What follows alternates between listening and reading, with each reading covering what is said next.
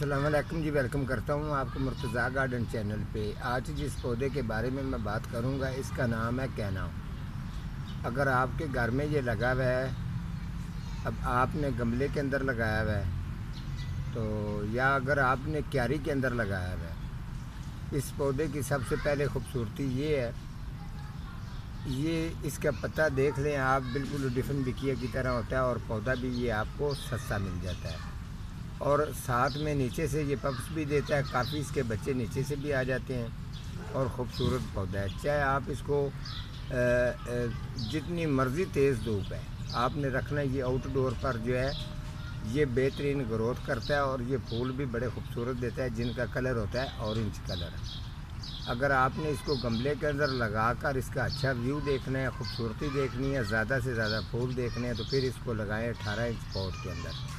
इसकी हाइट तकरीबन 4 से 5 इंच की रेंज में भी चली जाती है।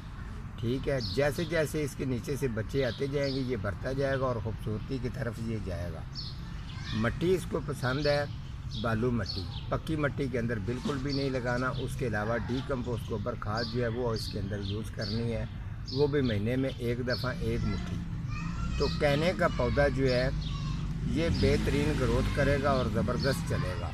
आप इसको अपने गार्डन में लगाएं और अपने गार्डन को खूबसूरत बनाएं। इसके अलावा आप अगर ये चाहते हैं कि हमारे पास जो ये पौधे हम ज़्यादा करना चाहते हैं तो वो भी मैंने प्रोग्राम किया है, वो आप चेक कर सकते हैं।